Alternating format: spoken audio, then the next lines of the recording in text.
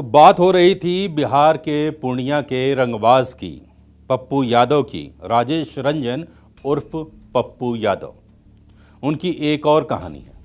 एक DSP rank के police अफसर को चलती गाड़ी के सामने फेंकने का आरोप भी पप्पू यादव पर लगा। अब इस मामले में कितनी सच्चाई है ये कहना मुश्किल है। हालांकि उस समय मतलब कि 90 के दशक में बिहार में लालू प्रसाद यादव की सरकार थी और अपने पुराने शागिर्द से वो इतने आजिज आ गए थे कि उन्होंने पप्पू को गिरफ्तार करने का आदेश दे दिया। तब जाकर पप्पू यादव सलाखों के पीछे पहुंचे, पहली बार जेल की हवा खाई। राष्ट्रीय सुरक्षा कानून के तहत पप्पू यादव जेल पहुंच गए। जेल का नाम था बांकीपुर जेल, पटना। जेल की जिंदगी, चारों तरफ सलाखें, ऊंची दीवारें और कैदियों का शोर। लेकिन पप्पू यादव के लिए जेल की जिंदगी भी एक नया मोड़ लेकर आई। बांकीपुर जेल में रहते हुए पप्पू यादव जेल अधीक्षक के लॉन में बच्चों को टेनिस खेलते देखते थे। वहां उनकी दोस्ती कुछ बच्चों से हो गई। उन्हीं बच्चों में एक लड़का था जिसे लोग विक्की कहते थे। धीरे धीरे पप्पू यादव की नज़दीकियां विक्की के साथ बढ़ने लगी। बांकीपुर जेल में रहते हुए ही विक्की ने पप्पू को अपने घर का एक एल्बम दिखाया और यहीं से शुरू हुई एक अनोखी प्रेम कहानी। एल्बम में पप्पू यादव ने विक्की की बहन रंजीत की टेनिस खेलते हुए तस्वीर देखी। फोटो देखकर पप्पू यादव रंजीत पर फिदा हो गए। जिस पप्पू यादव की जिंदगी बारूद की गंध से भरी हुई थी, अब उनकी दुनिया में मोहब्बत के नगमे गूंजने लगे। पप्पू यादव प्यार में गिरफ्तार हो चुके थे। उन्होंने ठान लिया था कि अगर वो शादी करेंगे तो सिर्फ रंजीत से ही करेंगे। यादवों में अपना दबदबा बना चुके पप्पू यादव की जिंदगी में नए पन्ने जोड़ रहे थे। एक तरफ मोहब्बत, दूसरी तरफ सियासत। 1991 के लोकसभा चुनावों में पप्पू यादव ने पूर्णिया सीट से निर्दलीय उम्मीदवार के तौर पर चुनाव लड़ा और पहली ही बार में वो संसद पहुंच गए। जेल में रहते हुए ही पप्पू यादव सांसद बन गए। ये थी पप्पू यादव की किस्मत और पप्पू यादव की हनक। बांकीपुर जेल से रिहा होने के बाद पप्पू हर दिन उस टेनिस क्लब पर जाता जहां रंजीत खेला करती थी। रंजीत एक पढ़ी लिखी मॉडर्न लड़की। उन्हें पप्पू यादव जैसे रंगबाज में कोई दिलचस्पी नहीं थी। रंजीत ने पप्पू को हमेशा ना ही कहा, लेकिन पप्पू भी कहाँ हार मानने वाले थे। कहते हैं कि जब पप्पू ने नींद की गोलियां खाकर खुदकुशी करने की कोशिश की तो रंजीत का दिल पिघल गया। बात थोड़ी आगे बढ़ी, लेकिन रंजीत का परिवार एक सिख परिवार, वो इस शादी के लिए बिल्कुल राजी नहीं था। पप्पू यादव को रंजीत का साथ पाने के लिए सालों कोशिश करनी पड़ी। आखिरकार कांग्रेस के एक बड़े नेता एसएस अहलुवालिया एक जगह पर मिले उनसे और उन्होंने बीच में दखल दिया। तब जाकर फरवरी 1994 में पप्पू यादव और रंजीत रंजन शादी के बंधन में बंध गए। रंजीत का परिवार कभी कश्मीरी पंडित थे, फिर सिख धर्म अपना लिया। जूतों का कारोबार था उनका।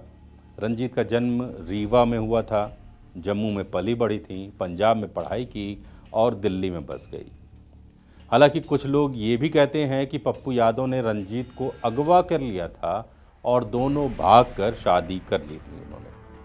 ये भी कहा जाता है कि पप्पू यादव ने रंजीत से शादी करने के लिए अपना धर्म भी बदल लिया था। लेकिन अफवाह और सच्चाई में ज़मीन आसमान का अंतर है। लालू यादव की नज़दीकी ने पप्पू यादव को सियासत में एंट्री तो दिला दी, लेकिन पप्पू ने अपनी सियासी ज़मीन खुद तैयार की। हालांकि शुरुआत में पप्पू ने किसी पार्टी का साथ नहीं लिया, लेकिन मुलायम सिंह यादव समाजवादी पार्टी के बड़े नेता, उनके करीब आने पर पप्पू ने समाजवादी पार्टी का दामन थाम लिया। 1996 के लोकसभा चुनाव में पप्पू यादव समाजवादी पार्टी के टिकट पर पूर्णिया से चुनावी मैदान में उतरे और इस बार तो उन्होंने रिकॉर्ड तोड़ दिया। 3,16,155 वोटों से जीत दर्ज की। लेकिन यही पप्पू यादव सिर्फ 2 साल बाद 1998 में पूर्णिया से हार गए। पिछले 9 सालों में पप्पू यादव की ये पहली सियासी हार थी। और फिर 1998 में वो खूनी शाम, अजीत सरकार हत्याकांड। जैसा कि मैंने आपको पहले एपिसोड में बताया, 14 जून 1998 को अजीत सरकार को पूर्णिया के सुभाष चौक पर गोलियों से भून दिया गया। जांच शुरू हुई और शक की सुई फिर से पप्पू यादव की तरफ घूमी। आरोप लगा कि पप्पू यादव ने गोरखपुर के गैंगस्टर राजन तिवारी, जो कभी श्री प्रकाश शुक्ला के लिए काम करते थे, और उनके साथ मिलकर अनिल यादव, इन दोनों ने इस हत्याकांड को अंजाम दिया। कहा जाता है कि अजीत सरकार के शरीर से 107 गोलियां निकली थीं। 107, सोचिए किस तरह से उनको निशाना लगाकर मौत के घाट उतारा गया था। और अजीत सरकार एक लोकप्रिय नेता थे, विधायक भी रह चुके थे। वो मतलब इतने आम आदमी थे, आम आदमी से घुले मिले हुए थे कि चुनाव लड़ने के लिए वो चौराहों पर लाल गमछा बिछाते थे और कहते थे कि लोग आएं और सिर्फ 1 रुपये का एक सिक्का उन्हें दान करें ताकि वो चुनाव लड़ पाएं। उसी पैसे से वो चुनाव लड़ते थे। अजीत सरकार की हत्या से उनके समर्थकों में बहुत गुस्सा फूट पड़ा और वो हिंसा पर उतारू हो गए। उस वक्त बिहार के मुख्यमंत्री लालू प्रसाद यादव नहीं थे। चारा घोटाले के चलते उन्हें कुर्सी छोड़नी पड़ी थी और राबड़ी देवी मुख्यमंत्री बन चुकी थी। अपनी पत्नी की सरकार को संभालने के लिए लालू प्रसाद यादव हेलीकॉप्टर से पूर्णिया पहुंचे और लोगों को शांत कराया। लेकिन अजीत सरकार की हत्या का दाग पप्पू यादव के दामन पर हमेशा के लिए लग गया। कानून की फाइलों में दर्ज है कि राजन तिवारी ने एक बालिया बयान दिया था और कहा था कि उसे पप्पू यादव ने फ़ोन पर यह काम दिया था और कहा था कि उनके साथ AK-47 लेकर वो जाएंगे। एक साथी उन्हें वो AK-47 मुहैया कराएंगे और अजीत सरकार को किसी भी कीमत पर ख़त्म करना है। इतना नहीं, राजन तिवारी ने पुलिस को दिए अपने बयान में ये भी कहा था कि अजीत सरकार को मारने के बाद उसे एक PCO पर जाना पड़ा सिलीगुड़ी में, और उस PCO से पप्पू यादव को उनके मोबाइल फ़ोन पर राजन तिवारी ने फ़ोन किया और उन्हें बताया कि उसने काम को अंजाम दे दिया है। पुलिस ने कॉल रिकॉर्ड से कोर्ट में ये साबित भी किया था। अजीत सरकार हत्याकांड के बाद पप्पू यादव की मुश्किलें और बढ़ने वाली थीं। 12 फरवरी 1999 को दिल्ली पुलिस ने धौलपुर से भारतीय जनता पार्टी के सांसद गंगाराम कोली के घर से एक कुख्यात अपराधी को गिरफ्तार किया।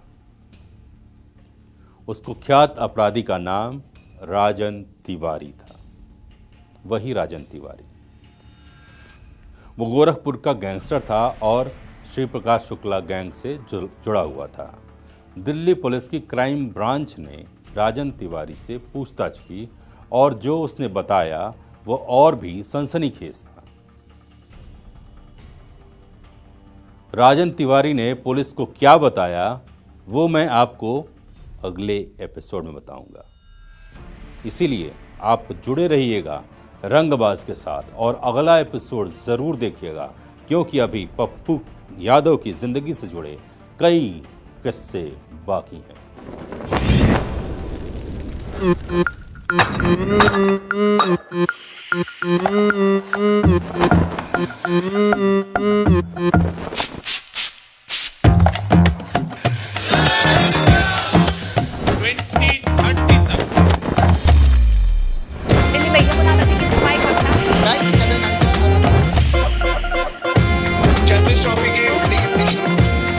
ये कड़क है।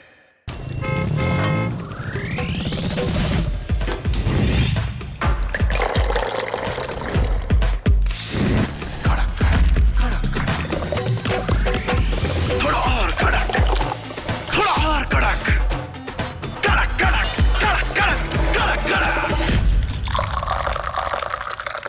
ये कड़क है।